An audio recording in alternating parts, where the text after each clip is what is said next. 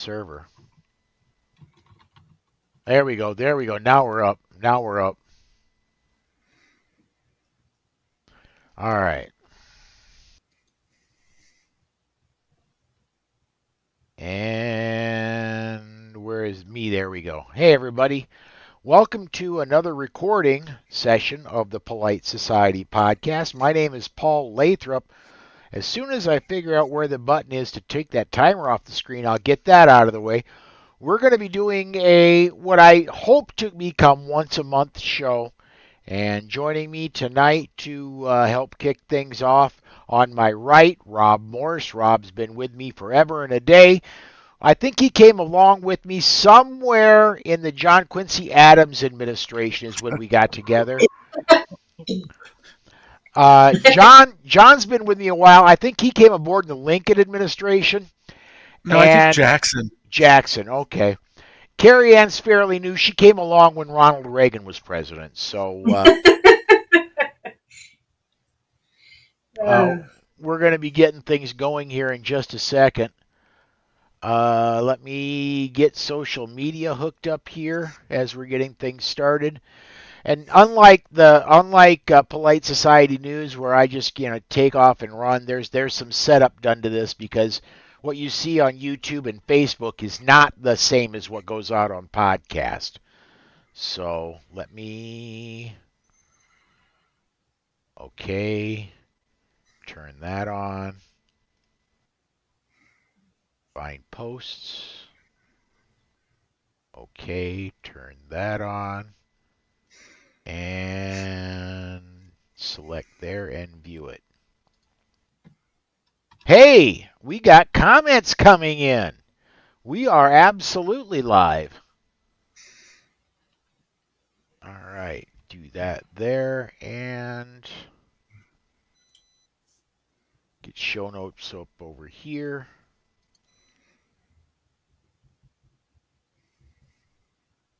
All right, guys, I think I'm ready to go on my side. Are you all ready to go? Absolutely. Okay, Masada Ayub in 5, 4, 3. Hey gang, this is Masada Ayub from the Pro Arms Podcast. I'm here to remind you that our podcast is a member of the Self-Defense Radio Network, and I'm going to suggest you do what we do and check out the other podcasts at selfdefenseradio.net. Treat every firearm as if it's loaded. Never point a firearm at anything you're not willing to kill or destroy. Keep your finger off the trigger until you are on target and ready to fire. Always be sure of your target and what lies beyond it. Hey, everybody. Welcome to the Polite Society podcast. We're recording this one. This is episode 687. We're recording this on a Monday, February 26th, 2024. I'm Paul Lathrop. I'm still Rob Morse, and on tonight's show we talk about a court in Hawaii saying there's no U.S. Constitution and the Second Amendment, that just doesn't exist. I'm John Richardson, and we'll talk about permitless carry finally coming to Rob's adopted state of Louisiana. And I'm Kerrie Ann.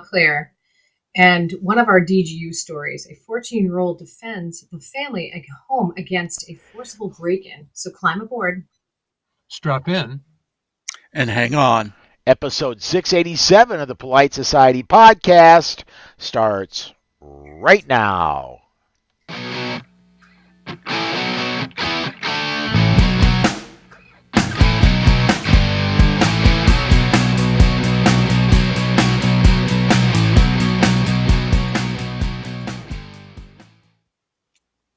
All right. As I said, as we were getting ready to come on, we are getting comments flying in, and it's great. Yes, to answer several of them. Yes, we're back. We're not back like we used to be. We're not going to be back every week. We'll get into that here in just a second. Let's go around the horn, though, and tell everybody what we've been up to since the last time we recorded, which was a couple months ago. So, Rob, what's been up with you, man? Well, during our long vacation from PSP, I was still a regular on Bill Frady's Lock and Load radio show. I still record the Self-Defense Gun Stories podcast I try to write it slow facts. I found a new pistol for me, and it still points better than my Glock 19. I like it a lot. By the way, PM me. Who knows how to sell your used guns? I don't. John, where should you start? What is this selling guns you're speaking of? I other people will love them more than I do. Okay. Where to start? Well, January into February was a very busy month. We drove to Dallas for the Dallas Safari Club convention. On our way home, we found out the meaning of ice fog. Barely could keep the windshields cleared. Then it was off to the SHOT Show. Then less than a week later, we headed to Nashville for the Safari Club convention. I did win an auction there, so it looks like I'll be taking 2, not 1, trips to South Africa to hunt. And we concluded that trip. I know. We concluded that trip by heading on to St. Louis, where our older daughter was having surgery. And I would ask for people to keep her in your prayers, as what was intended to be a fairly normal procedure found a cancerous tumor. She will be having a second surgery in March. Kerrie Ann? I have been busy with Sisters in Arms, a firearm story. We just actually celebrated our first year anniversary, and we've had some amazing guests this past couple of years, including Mike Sedini from Walk the Talk America and Derek LeBlanc from Kids Safe Foundation, and so many more, including Charlie Cook, one of our favorites. And it's been amazing. We also have been fighting a very egregious bill here in Massachusetts, and we've had House Bill 4139 actually pass through the House, and S2582 actually passed through the Senate. So now the rumor is, in fact, we just found out today, it's going to conference committee. So now we're trying to figure out what's going to happen next. So, and it's all behind closed doors, which is really horrible. So, fighting the fight. Absolutely. All right, let's see here. Again, we got a lot of comments coming in still. I'm not going to be able to get them all on the air. I'm going to get this one up because it synopsizes so many of what they're saying, what's coming up. And Charlie says prayers, John, for the whole family. And Thank you, Charlie. Rebecca Schmoy says, so good to see you guys. My heart is happy, and that says a lot in the middle of legislative session. So, for me personally, what I've been up to, let me find the right button to put me up. There we go. For me personally, since I am no longer with Second Amendment Foundation, or SAF as they now want to be called. They don't want to be called SAF. Now that I'm no longer with SAF, I've got to have some kind of income, so I've gone to a convenience store. It's about a mile from my house. If you know the way my computer is oriented and you know where my studio is, you can go to my store. It's right over there, about a mile. But been working overnights there and trying to sleep during the day. And working overnights just is not conducive to doing podcasting. The pay is good. The company is very good. I just it's really hard to podcast and to do regular home, regular work while I'm doing it. So that's kind of what's going on with me. I'm hoping to get the show to where it's out once a month. I'm hoping to record Polite Society once a month. May or may not be on a Monday night, but it probably will be near the end of every month. That's kind of my goal right now. Don't hold me to the next month. We're going to be going, Susan and I, to the Virgin Islands again. Did that. Matter of fact, I showed it in my Facebook memories from a year ago this week. We're going to be going again. We're leaving in 2 weeks, just over 2 weeks. We're going to be leaving and spending a week and a half down there. So don't hold me to March, but I'll try to get something together for the end of March. Let's see here. Yeah, let's and one more, and I got to just because this one is funny, I got to get this one up. Dana, who writes our show notes, says someone kept track of the episode number. No, I got to be honest with you, I didn't, Dana. That's what was in show notes. So, you know, That's why we have Dana. yeah, that's exactly right. It's your job, Dana. Why didn't you keep track of it? This could be 687, 688. Yeah, it could be any of those. Um, let's do this. Let's go ahead and head off to our break. When we come back, there's no guest tonight, but we do have a lot of news to talk about. A lot of things have happened in the last few months. We'll get up to that in just a few seconds, right after we hear from ACLDN. Right back after this. This portion of the Polite Society podcast is brought to you by the Armed Citizens Legal Defense Network. If you carry a defensive handgun, you need protection from the aftermath of prosecution. Even if you do everything right, you can be the victim of an overzealous prosecutor or even be falsely accused. That is where the ACLDN comes in. They provide immediate assistance when you need it most. If you find yourself under arrest, they immediately pay bail money and the retainer for your attorney. Additional funds are available for trial and civil proceedings. Beyond the money, they have far and away the best team in the industry, providing you invaluable information and training DVDs that are included with your membership and who stand ready to work with your lawyer on your defense. People like Masad Ayub, John Farnham, James Fleming, Tom Gibbons, Emmanuel Capelson, Dennis Tuller, and led by network president Marty Hayes. Initial membership is only $135 for your first year, and you get 8 incredible training DVDs and other educational material when you join. If you don't have tens of thousands of dollars to defend yourself at your disposal right now, you need to be a member of the ACLDN. Go to armedcitizensnetwork.org and become a member today. And please mention that you heard about them on the Polite Society podcast. Hey, and welcome back. This is the news segment of the Polite Society podcast. Let's go ahead and kick things off right away. And the biggest thing, in my opinion, that's happened since we took our break is Hawaii's Supreme Court came back with a decision that, well, is a little puzzling. It basically, they said the Second Amendment really doesn't apply here. It's not within the aloha spirit. And so, yeah, I hate to remind Hawaii this, but you are still a state. You are still bound by the U.S. Constitution. I really think Justice Thomas is going to have an issue with this. What do you think, guys? Who wants to go first? Well, Take a number.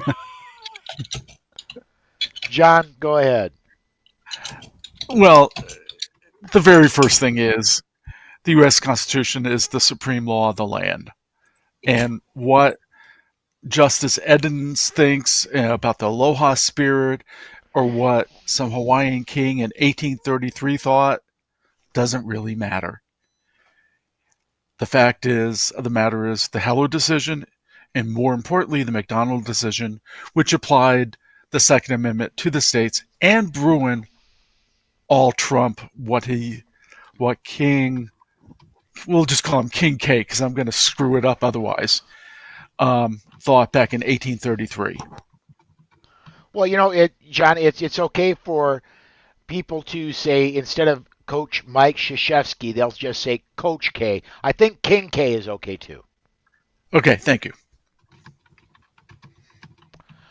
The reason, what it reminds me of is the blatant racism and defiance of the U.S. Supreme Court that we saw in the 1950s when they said, yeah, no, racial segregation, that's against the law. You can't do that. And lots of states said, catch me if you can. What the U.S. Supreme Court then had to do was appoint special masters in each state because they realized the states could violate the law faster than the Supreme Court could correct them. When will they read their history and see that that's being done now? There are 11 states that are very clearly violating the U.S. Supreme Court's rulings.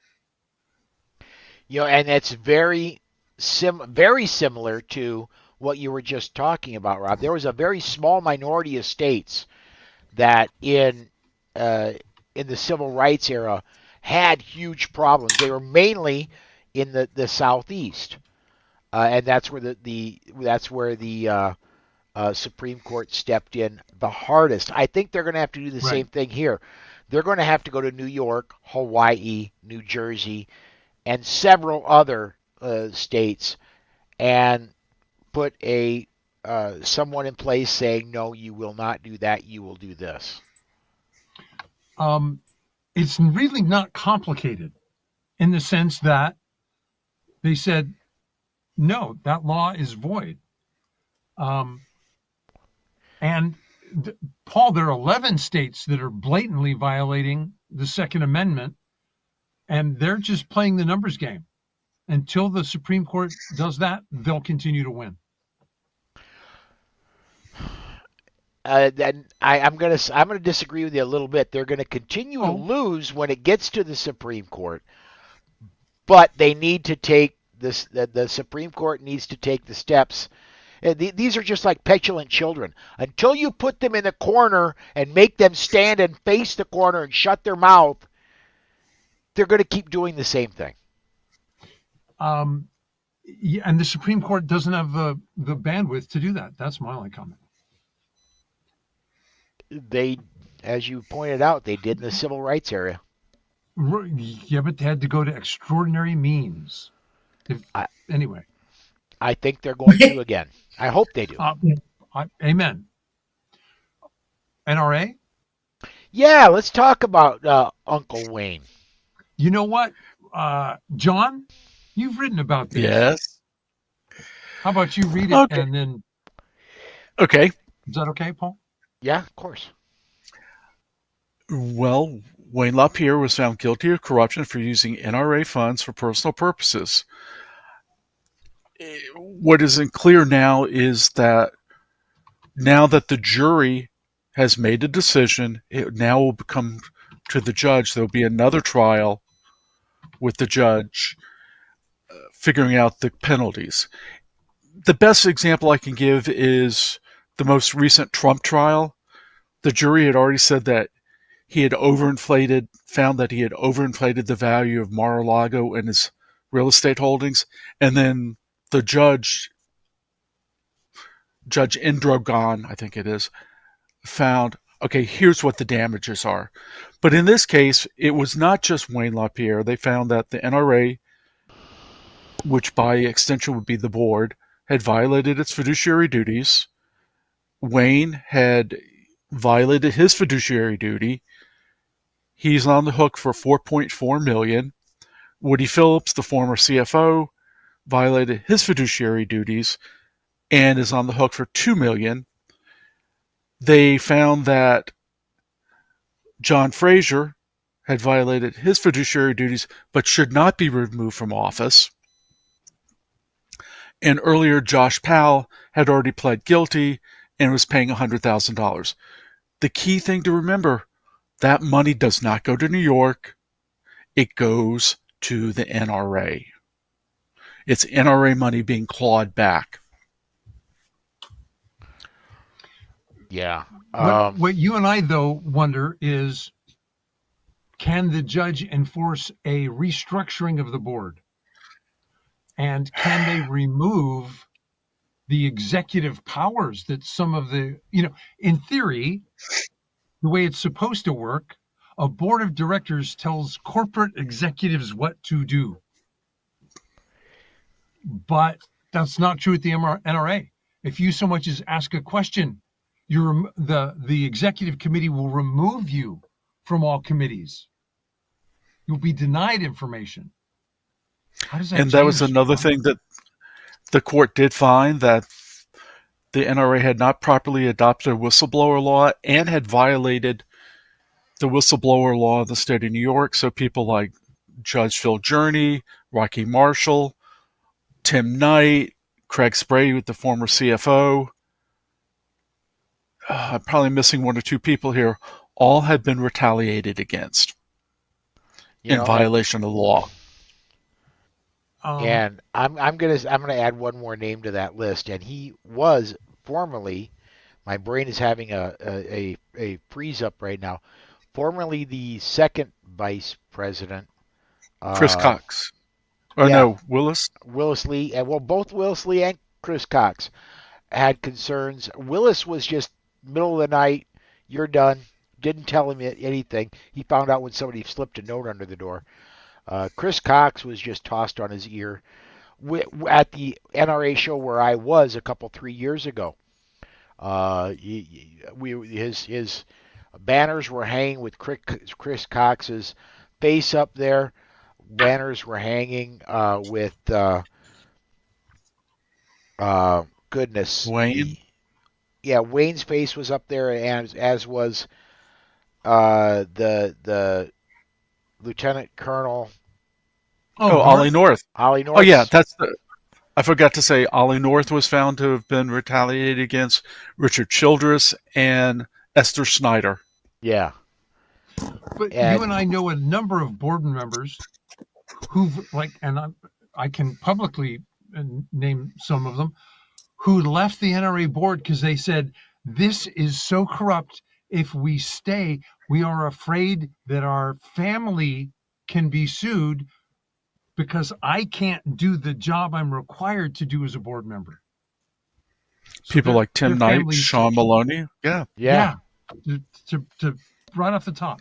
So there's a huge amount of talent. Now, should that talent be on a small 7-member board, or should that talent be in the finance committee of the NRA, the training committee of the NRA, the outreach right?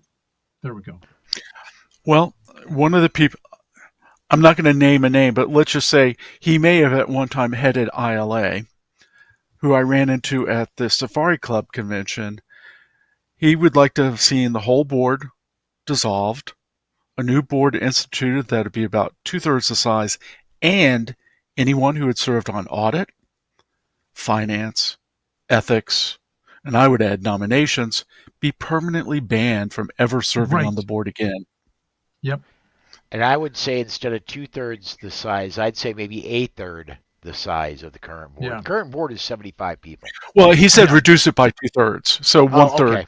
Okay. Yeah, but even 25 is too large. True. Really. So anyway. Ideally, I don't know about where many schools, many colleges have a board of trustees, which is a small number of people, 10, maybe 15, and then they have a board of visitors who are, there to generate publicity for the organization or the school, there to raise money. They may eventually become on the board of trustees. There may be a reason that they can't be on the board of trustees because they're not of the proper denomination, if it's a church-related school. But nonetheless, they give their support to it. That would be an ideal situation where the visitors have no power, but they do good work for your organization and raise money. It lets the organization capture talent that it doesn't necessarily have to put on the board. All right. Exactly. Let me do this if I could. Before we go on to our other stories, Warsaw Patriot has a story that he wants to talk about that's not in our show notes yet. He says, I'd also like to point out that in Cook County, in Illinois, the Cook County gun and ammo tax is on the verge of being destroyed and ruled unconstitutional after 10 long years. He followed up with, the judges were destroying the state rep a new one. She couldn't justify having the tax. So yeah, that's good news. I got to be honest with you. Rob is mostly responsible for our show notes this week, and that was a little bit that was below his radar, so it didn't make show notes. And what's fascinating about that, and this is where we need somebody who's deep into the weeds of how these things are decided by a judge. What happens to the money that was taken unconstitutionally? Yeah, I would like to see it. I would like to see it be given to something like the Illinois State Rifle and Pistol Association, right? ISRA. Because if you don't do that, then the state has every incentive to keep imposing unconstitutional taxes. Oh yeah, Judge, when you get around to it, you can make that one unconstitutional too. In the meantime, we'll keep collecting it. Yeah. Absolutely. Rob, we got good news out of your adopted home state. Do you want to cover the Oh, Louisiana of stuff? course. The constitutional carry bill finally passed out of the Louisiana Senate. It's now in the House Administration of Criminal Justice Committee. The bill recognizes, fortunately, that law-abiding citizens 18 years and older can carry concealed without requiring a state permit. I wrote to my state representative. I still have to give him a call, and I have to call the members of the Criminal Justice Committee. Could Republicans snatch defeat from the hands of victory? Yes, they're good at it. They've done the last several years. Well, they passed it when they had a Democrat governor who would veto it. Now, it's all three branches of government are controlled by Republicans. It's time for them to put up or get thrown out. We'll see what will happen. Well, and when I was reading about this earlier, they passed it with a veto-proof majority. Right. To that Democratic governor. And when the Democratic governor did veto it, he went in and twisted some arms and made some promises and got the required number of votes on his side to not override the veto. Yep. Welcome to Louisiana. Yeah, Rob, which house of the legislature is more pro-gun or pro-2A, the Senate or the House? Oh, wow. I think the Senate is. Because the Senate is roughly by parish, the House is by population, and the large cities, New Orleans and Shreveport, tend to dominate the House more. Now, you don't have to get far outside those cities before someone says, "You're anti-gun? I'm not going to let you represent me." But in those cities, they're Democratic representation. Or they're represented by Democrats. That's what I meant to say. Sorry. Yeah, I'm reading actually a book now for a book club called Gun Country, and the guy who wrote it is a professor at Louisiana Tech. Oh, and boy, is it hard to read this thing because it's so anti-gun. Oh yeah, Oof. Yeah. Sorry. Sorry. Yep.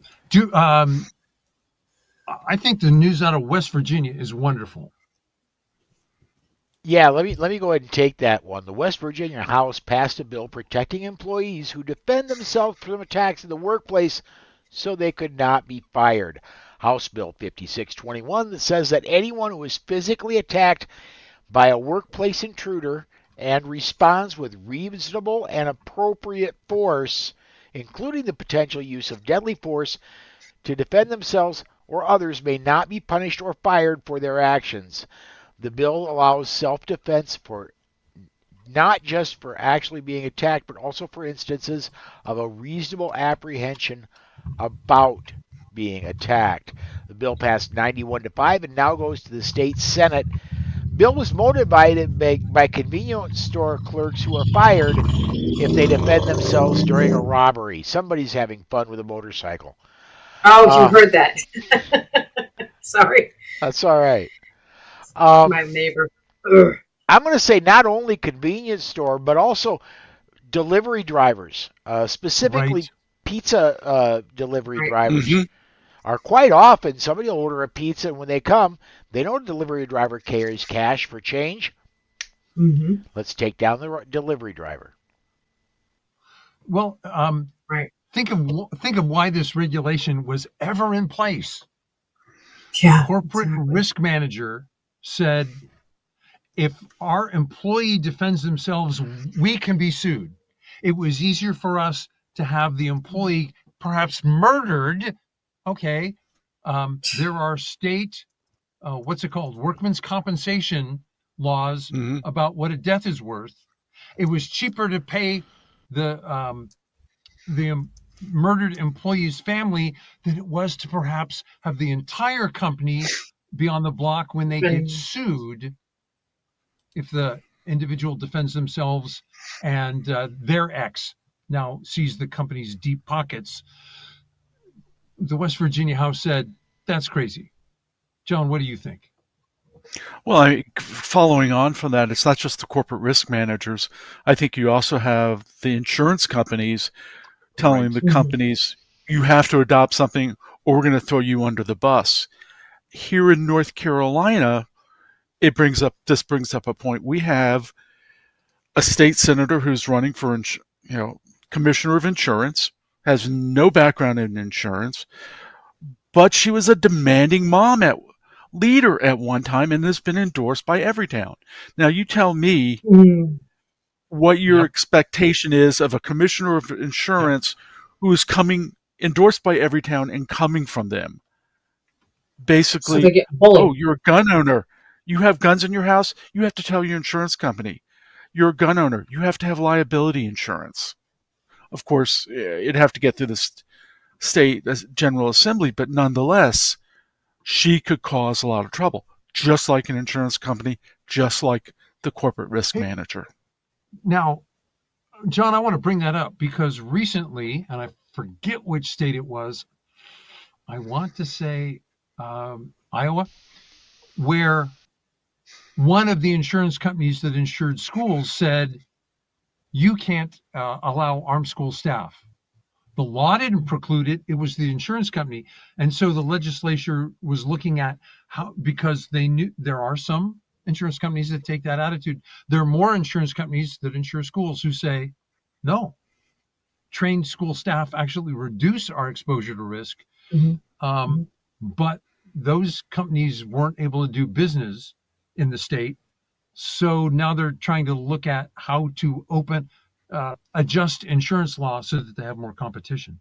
Maybe that's what's required here. And by contrast, you have Colorado, which does have armed school staff in certain places, thanks to Faster Colorado, where you had the legislature trying to ban arming teachers or staff. I wrote about that. The phrase, and it's right out of Bloomberg's think tanks, is that whether armed staff in schools, armed staff in churches, those are paramilitary organizations. They're a threat to civilized society. Yeah? How many of the trained school staff have injured anybody? So you have to read past the headlines. Or especially the church staff. And this brings up, what was it? Was it Delaware or New Hampshire that put in the law this year, or tried to put forth a law saying that paramilitary training would not be allowed?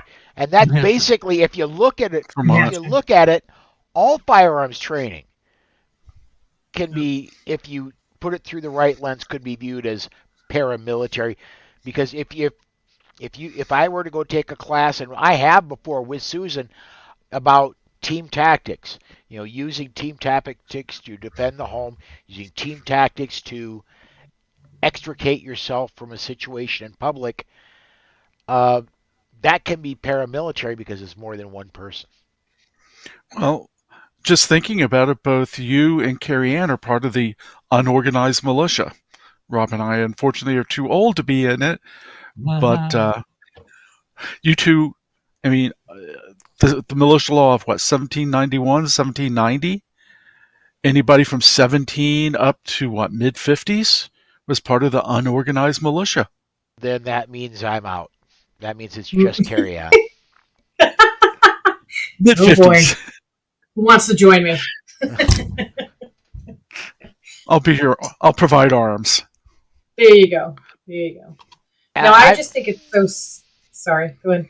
No, go, Kerrie. I was going to go left. I just think it's so sad that, you guys are amazingly smart than I am, but I just think it's so sad that people are getting bullied into doing something they feel is right and then going against what they know is right. You know what I mean? Because they're getting bullied because of the insurance companies and other companies, banks and everything else. It's just, it makes me sad, because aren't we supposed to make communities safer and schools safer? Aren't we on the same page? And apparently not, because it's all about money. And that makes me sick.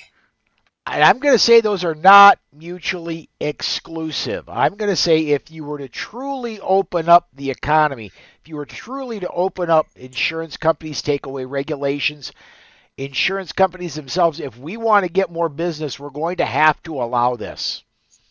Right. And insurance companies are just like the rest of us. Even if it's distasteful, if look, I'm gonna step out of line here. I'm not giving out the name of where I work, other than it's right over there. Um, um, there is a policy. The corporate policy is you do not carry. Their corporate policy is no knives. Their corporate policy, believe it or not, even though the place makes food, there's one knife in the entire store, and the only authorized thing you can do with that knife is cut a tomato. You can't cut any other food items with that knife.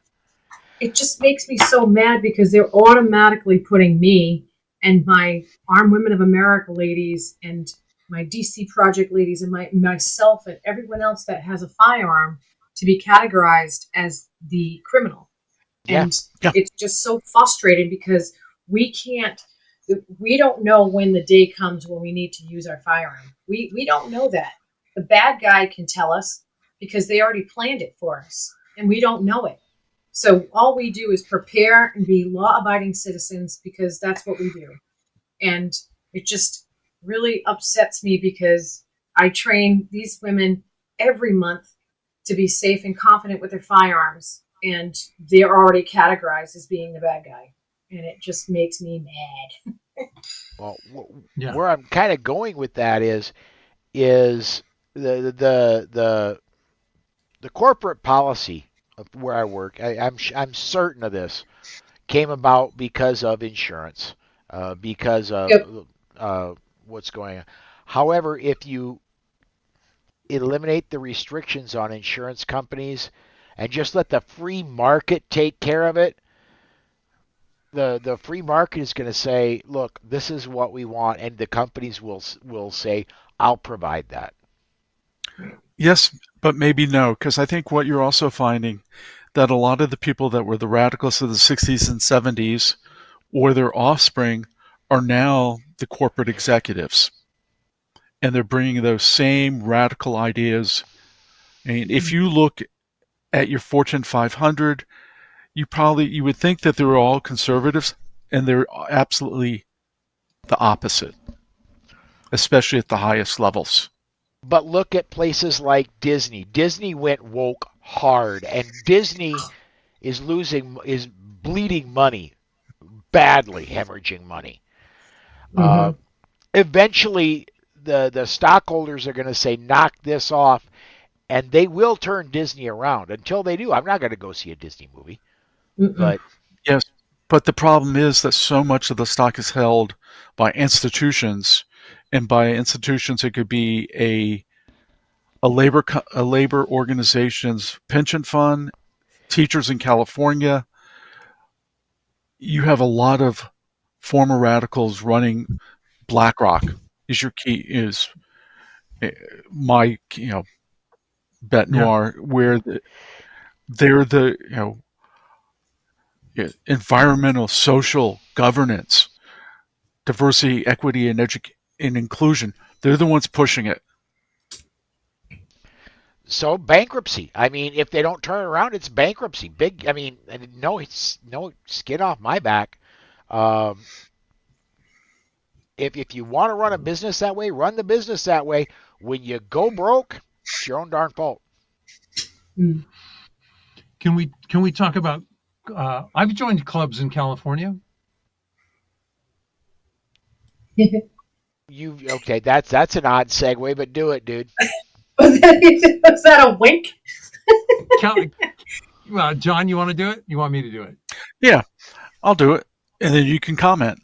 California had a law that said it was illegal to carry a club. We say had because California doesn't have that law any longer. The plaintiff was a young woman who was walking in a bad part of town at night. She had a stick in her hand. She was arrested even though she didn't injure or even threaten anyone with the stick. The case was argued by our friends Alan Beck and Stephen Stambulia. They pointed out that the law infringes the right to bear arms, said the state had the burden to show that such restrictions were in common use when the U.S. Constitution was ratified in 1791. Obviously, California could not produce that evidence. It goes right along with the Caetano decision, where they said the Second Amendment applies to non-lethal weapons. Rob? I'm sure this case is going to be appealed, and we've seen courts in the Ninth Circuit do some crazy things. They recently said that knives in Hawaii were unusual and therefore not covered by the Second Amendment. And it won't surprise anyone who studies these courts that this ruling saying, hey, this is a Second Amendment case. You have to meet the standards as described in Bruin. That judge was Judge Roger Benitez. California gun owners call him Saint Benitez for good reason. Yep. More than just California gun owners, but yes. Yeah, a lot. Well, yeah, he's in the District of Southern California, but right. I'm wondering because I had a meeting for AmCon. AmCon is going to continue. AmCon will be the September the 20, I don't have my calendar in front, late September, right before GRPC in San Diego. I'm wondering if maybe the people at SAF might be able to get Judge Benitez to speak this year at GRPC. That would be nice. It'd be amazing. I would love to shake that man's hand. Amen. How much more you want to do before we jump to DGUs? Let's just go ahead and let's do that because I want to be out of here in about an hour and we're getting into about the 45. Can I do one more just real quick? Do it. Gun Owners of America is going to have their inaugural Gun Owners Advocacy and Leadership Summit August 16th, which is a Friday, 17th and 18th, Saturday, Sunday in Knoxville, Tennessee. It's their first ever holding a convention. I've already applied for media credentials, so you know GOA's stepping up there. That is awesome. I've been to GRPC. If goals, the Gun Owners Advocacy and Leadership Summit, if that's as good as GRPC, boy, that might have to be something I stick on my calendar. And that's driving distance for me. Knoxville, Tennessee. That's a 1-day drive. It's a 2-hour drive for me. A long day, but it's a 1-day drive. Yeah, I gotta put that in my back pocket and look at that. All right, very cool. Let's do this. Let's step to break, and then we're gonna get our DGUs. We're gonna hear from the good folks over at the Complete Combatant. We'll be right back right after this. This portion of the Polite Society podcast is brought to you by The Complete Combatant. The Complete Combatant is designed for a broad base of citizens that range from students that don't own a gun on up to advanced students that train often. The Complete Combatant offers several different courses that build upon each other, from avoidance, using verbal commands, and preparing for contact, lethal versus non-lethal decisions, your 911 call, interacting with the police, to even dealing with the legal system in the aftermath. The Complete Combatant courses are a layered approach for all levels of experience that will walk you through all the many stages of decisions while developing a game plan tailored to your skills and your everyday carry. Please visit www.thecompletecombatant.com and make sure you mention this ad to receive 15% off. Again, that's www.thecompletecombatant.com and mention the ad for 15% off.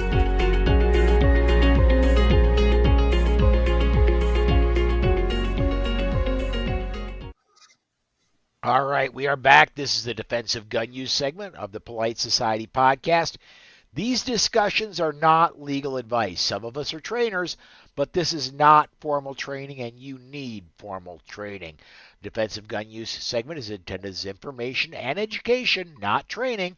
As always, the opinions of the hosts are only their own opinions, and not the hosts and not the opinions of any sponsors or any other affiliations, although they should be. Rob, right near you in Louisiana, we got the first one. Well, home is not that close to me, but close enough. It's shortly after 5 a.m. Houma police responded to a shooting, shots fired call. The homeowner heard a noise from the first floor of his home, and as most people would expect, he went to investigate what that sound was. He's descending the stairs, and he goes, "Wait a minute, somebody's in my house." Fortunately, the homeowner might have been a listener. He was practicing pogo, that's pajamas on, gun on, and he fired his gun at the suspect, and the intruder fled the home. Police were pretty sure that the intruder had been injured by the gunshot. There were blood drops in the home. That was a clue. They're canvassing the neighborhood, and they figure out who the suspect was. They determine where he lives, and they attempt to make contact with him. This is when a female leaves that home with a gun in her hand. That's bad planning. She's taken immediate custody by the police. She tells the cops outside, "There's a guy in there with a gunshot wound to the head. He was laying on the sofa." Well, again, using a bullhorn, "Hey, come out, come out." No response. They send in a dog.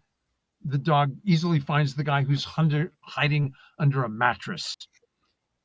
He's got a gunshot wound to his head. He's taken to a local medical facility. The injuries were considered superficial. He's released. He's charged with burglary. Surprise, surprise, he has an outstanding warrant for probation violations. His female accomplice was charged with simple burglary as well, with obstruction of justice, and, shocked, I'm sure, possession of a firearm by a convicted felon. Paul, what do you think? I'm going to say you're going down your stairs. You discover a good on the person, pants on, gun on. Absolutely. Pajamas on, gun on. Same kind of thing. But I'm going to say as soon as you discover that person, it's time to retreat to a safe place. If you can, call the police, have them clear the house. Tell them, look, I am armed. I'm in the upstairs bedroom. As you get to the top of the stairs, I'm in the bedroom at the end of the hall on the left. Of course, if there wasn't time, if the person down there was armed, noticed and started, raising a firearm themselves, yeah, then it's go time. But if you can, please let the police clear your home. I understand checking out a noise if you're not sure, but once you discover that you've got an intruder, the big screen TV is not worth it. The Keurig machine is not worth it. Let the police clear your home. Rob, what do you think? Our defender was lucky, and that's not a bad plan. The bad guy's female accomplice, she had a gun. If she'd been inside the home when the homeowner saw them, the homeowner would have been in a gunfight. He's got two people in his home. Is he going to shoot the right one in the right order? Or is he going to shoot the unarmed guy first and then get shot?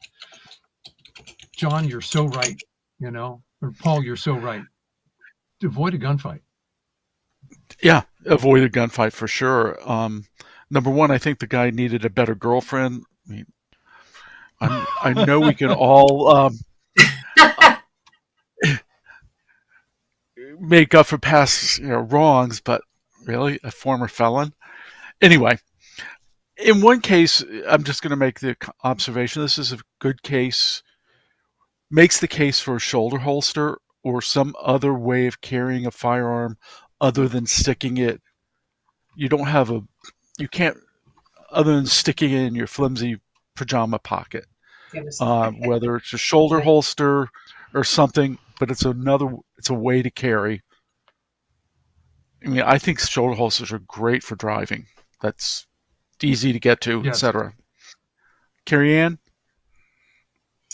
I was always trained, don't be the hero. If you can get out, get out. I mean, you use your firearm the last resort if you have to. Yeah. Let the cops be the heroes. That's what I'm saying. Yeah. All right. Mike White is checking in on the YouTube side. Hey, Mike. I'm going to take the next one. This one out of Houston, Texas. Many states have added safe storage laws. Dana's home state of Michigan had that law take effect on the 13th. As far as I know, Texas is not one of those that has a safe storage law. A neighbor's surveillance camera picked up a guy behaving strangely. That neighbor said as soon as he climbs out of the ditch, I'm like, this guy has some weird behavior. I've never seen him before, and I was on alert. Anybody that's in a ditch, I'm going to agree. That's kind of strange behavior. The stranger approached the home and began turning the doorknob. Unknown to him, a scared 14-year-old was inside and alone. His father was at work, and his father's girlfriend had left to drop off younger children. The neighbor was watching and called his father because she knew the 14-year-old was in there alone. That's when the boy opened the door and shot the intruder. Well, he didn't shoot through the door, at least. He fired 5 or 6 shots through the open doorway, the sheriff said. Sheriff said there were 2 911 calls made by other neighbors who reported that someone was trying to break into homes on the street before 7 a.m. They claimed that a man was kicking on the door and requesting money. Gonzalez said the man may have seen people leaving the home and tried to break in. He was also wearing gloves and had a backpack. The teen is cooperating with the investigation and has not been taken into custody or charged with a crime. Poor kid. Yeah. Well, 14 I mean, years how old. scary. 14 Scary. years old is certainly old enough to have gone through at least rudimentary training. So, I good on the 14-year-old. Let's get some more training, and let's have the 14-year-old call police, get them on the way. And then if he absolutely have to, after the door opens, then take care of business. Wow. The issue we have with asking our children to protect themselves is a small version of the issue that we have when any student comes to any firearms instructor. The gun's the easy part. So now we're asking a 14-year-old to learn effectively about self-defense law. Don't shoot through the door. As long as that door's there, it's not immediate. That's a lot to teach. And I would suggest if you have your young teenagers who are at home, sign them up for a class. Don't you teach them, just like you wouldn't teach them to drive a car or a motorcycle. Kerrie Ann, what do you think? Oh, well, I'm reading this and I'm trying to figure out whether or not, I know I have a small neighborhood. And if my kids were alone, which sometimes they are, they're older teenagers, and I teach them, what to do and what not to do. And I know every state's different with their laws, but, when it comes down to protecting yourself, you do what you got to do. However, if my kids were in danger, I know for a fact that my neighbors would definitely help out. So my question is, right. It looks like 911 got called, and I don't know about the rest of the story, but where were the neighbors? That's just one point I have to make. And another point is, I think it's important to educate our children no matter what, regardless of what everyone else tells us we shouldn't be doing. Yeah, and going through the story, reading through the story a second time, I have to wonder, did the bad guy was kicking doors and trying to get money? Did he maybe kick the door and get the door open, and then that's when the 14-year-old opened up? Right, that's what it sounds like to me. I mean, I hope, anyways. But either way, that's a lot for a 14-year-old. Does it say whether or not the intruder lived, or did I miss that? That's what I'd like to know too. because I mean, not for nothing, but that's a lot to hold over a 14-year-old. But good for him for protecting himself, because God knows what would happen if that person did get into the house. And was there anyone else in the home, like a young? I pulled up a story, and the subhead said the boy shot and killed him. Ah, okay. So you're right. He does. He's got some baggage he's got to take care of. Yeah. Oh, that gives me goosebumps. But, yeah. Thankfully he protected himself, and God knows what would happen if that person did come in. I want to give a shout out to DJ Play Nice. I'm going to get his comment up here too. DJ checking in says, one way to ensure that youth are up to date on regulations and laws is to have them attend the hunter safety course that's all offered most everywhere. That's how I learned such. You're going to get some of that in a hunter safety course, absolutely. And thanks for the comment, DJ. I would rather, it's a little bit of money, but get them through a Mag 40 or something to that effect. If they're old enough to be tasked with being home alone and possibly defending the home, get them through a Mag 40. Or at least a Mag 20. Yeah. So they know the law. Concealed carry class in your state. Yeah. I don't care that they're not old enough to get the piece of paper. I want them to get the training. I love that. Right. Good point. I love that. And I think it should be in all the schools, to be honest with you. And not I mean, this is going a little bit off topic, but he protected himself, but I really truly think that all schools should offer rifleman programs and stuff like that, because they're going to get educated, and they're going to be better for it no matter what.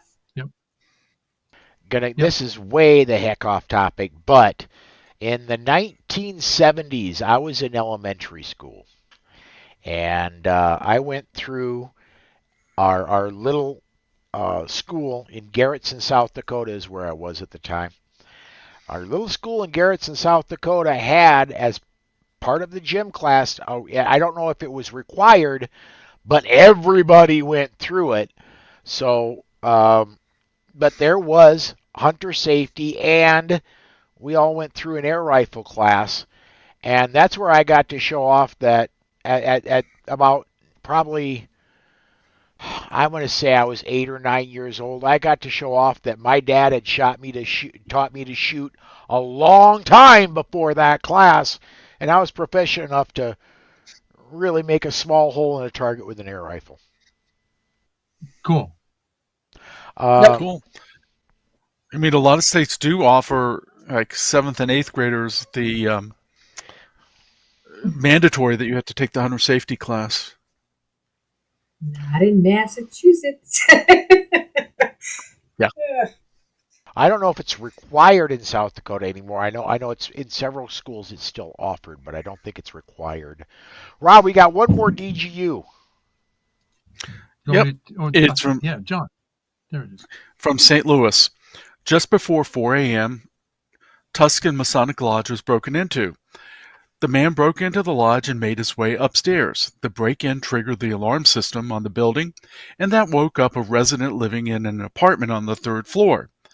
The 37-year-old resident made his way down the stairs to investigate the alarm.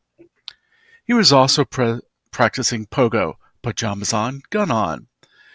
When the resident, who was a member of the lodge, Masonic Lodge, encountered the intruder, he shot him. He called police after the shooting and is cooperating. The intruder was assuming room temperature when the police arrived, and Missouri is a castle doctrine state, and its application is quite expansive. The lodge has not commented as of yet. There are about 160 members who belong to the lodge. Past members include 4 Missouri governors, 2 St. Louis mayors, and 3 U.S. senators. And former President Harry Truman was a frequent visitor. I want to add, I looked up where it was located. The Tuscan Masonic Lodge is located in the very upscale central west end of St. Louis. It goes to show you that no area is safe. it seems to me, and I'll have to go check the first story again, but it seems to me that all three of our stories were early morning. Yeah, shortly after 5 a.m., the first story. And second was a little after 7 in the morning. This one at 4 in the morning. DGUs are no longer midnight to 3 a.m. things. These are happening early mornings. Good point. I mean, I hate isn't it that when when the criminals are military always vicious and wants get up to? early. Isn't that when the military says that you should attack right before dawn? Yes, right. All right. We're running a little longer than I wanted to. Let's go ahead and we're going to skip the last break. Let's go right into what we've been doing in media. Rob, what's been going on over at Slowfax, man? What stops a criminal from bringing a gun into a sensitive place? That sensitive place has quotes around it. The way a politician answers that question tells us everything about them. It also tells us a lot about that politician's supporters. The question's crucially important because Democrat politicians recently tried to turn almost all public spaces and many private places into locations where trained and licensed citizens would now be disarmed by law. Even church security and school security teams were mistakenly called paramilitary organizations. What the gun control advocates say may sound unbelievable, but we have to believe them that they believe it when they tell us what they think. That article is called Gun Control and Personal Confessions. Look for it at slowfax.wordpress.com. John, we're going to take another hour to tell us all the things you've written. As I was going to say, there are too many posts since I was last on to point out more than a couple. First, as most are aware by now, the jury returned the verdict in the NRA's trial in New York this past Friday afternoon. My post on it was updated. I updated in real time. It does show the jury's decision on all charges. I should emphasize that the monies assessed to be paid by Wayne LaPierre and Woody Phillips go to the NRA and not New York State. A lot of people have gotten confused about that. Second, people have asked how I plan to vote in the NRA board election. I will be voting for the Four for Reform, Jeff Knox, Phil Journey, Dennis Fusaro, and Rocky Marshall, two of whom were named whistleblowers who had been retaliated against, plus Buzz Mills and our friend Rick Ector. I also endorsed the bylaw change to add a chief compliance officer, even though, to be honest, it's closing the barn doors after the horses have escaped. That and a whole lot more is at onlygunsandmoney.com. All right, Kerrie Ann, you've been busy with Sisters in Arms. Anything you want to highlight? Anything you want to specifically talk about? Just if you can jump on to YouTube, check us out. We are going to be busy this year. We have so many exciting things coming. We have done so much this past year, and we have so much going on in Massachusetts. So we have these bills that we're fighting, and we need all the help we can get, because I know that the fight is not over, and we're still working hard to trying to protect our civil rights. I am very lucky to be working with some amazing organizations and working along some amazing individuals and some amazing women, and training. So that's what I'm doing. It's quite boring compared to what you guys have been doing. But that's what I'm doing. All right. I want to maybe someday. Yeah. Real quick, going back to the discussion at the DGUs, I want to get Harold made a comment. Age-appropriate gun safety lessons should be taught in grade school with more advanced lessons until graduation. I love that idea. Yep. I don't see it in a lot of schools. I don't see it happening. Do I think it could happen in some schools? Yes.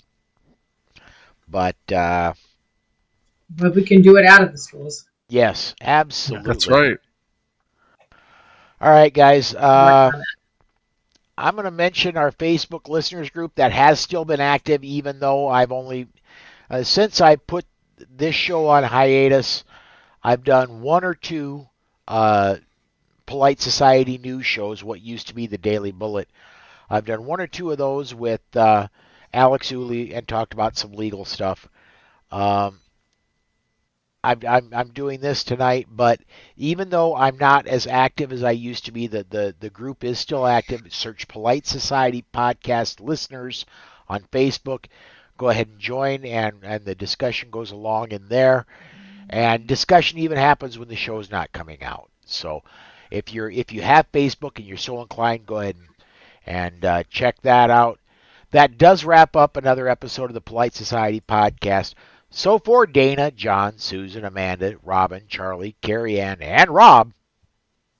Until next time. Stay safe.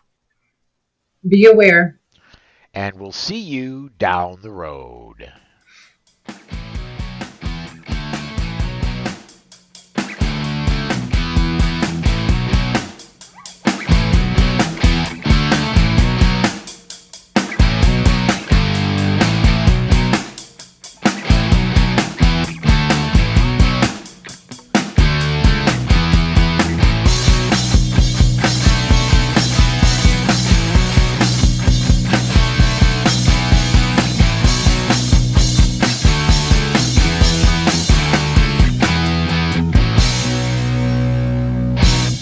The views and opinions on the show you just heard are those of the host and the guest and are not necessarily the views of any sponsors or other affiliations.